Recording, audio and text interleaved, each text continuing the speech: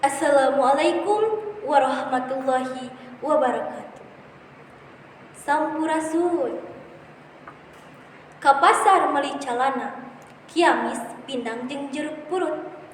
Nami abdi Fasya Adila Oktaviana, nu manis mojang ti Garut. Langkung ti payun, hayu urang sanggakeun puji sinareng syukur ka Allah nu Maha Ghafur. Oge teu hilap sholawat sinareng salam mugia tetep ngocor ngagolontor ka insan nu tara nyarios kotor nyaeta Habibana ya Nabiyana Muhammad sallallahu alaihi wasallam. Ka keluargina, sahabatna, tug dugi ka urang sadayana. Dina danget ieu sim kuring ngaraos bingah, tiasa ngadugikeun biantara dina raraga pasanggiri mieling basa indung kadua. Dulur-dulur, dina raraga mieling poe basa indung ieu sim kuring bade ngadugikeun biantara kalayan judul pentingna mertahankeun persatuan jeung kasatuan NKRI. Penting pisan kanggo urang salaku rakyat mertahankeun persatuan jeung kesatuan NKRI teh. Sabab mun nagara teu bisa ngajaga persatuan jeung kesatuan nagarana, maka bakal seueur nu ngadamel masalah antar suku di sapanjang Republik Indonesia.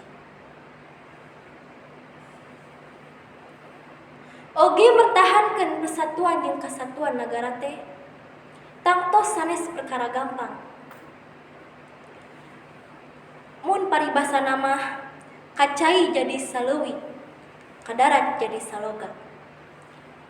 Maksudna nyaeta yen dina ngajalanan kahirupan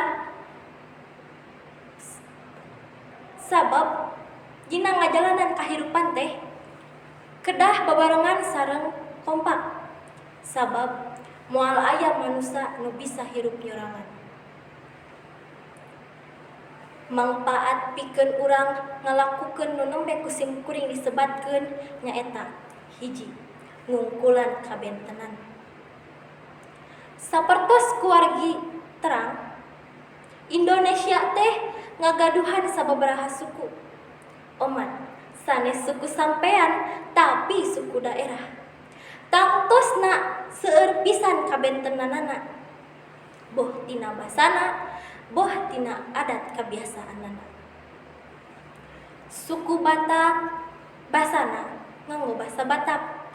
Suku Sunda ge basana nganggo basa Sunda. Kitu deui suku daerah nu sanesna. Sabab basa nu dianggo ku unggal suku daerah eta teh mangrupa basa indungna. Kadua, namun kedah emut sanaos benten basana omat ulah dugi ka ngarugrugkeun persatuan jeung kasatuan bangsa. Malah kedah tiasa sauyunan silih ngahargaan sareng silih mikanyaah dina hiji bungketan NKRI. 2. Ngajaga keamanan NKRI jeung paguyuban oge jadi akrab.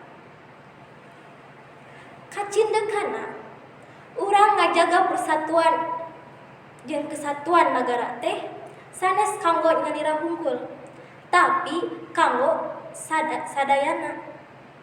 Kukituna hayu ti ayeuna urang ngajaga eta persatuan sangkan katentreman jeung karukunan tiasa kacipta salamina. Sakitu nu tiasa biantara nu tiasa kusim kuring didugikeun kakirangana dinu perhatosan atanapi basa nu kirang marenah nyuhunkeun dihapunten. Wassalamualaikum warahmatullahi wabarakatuh.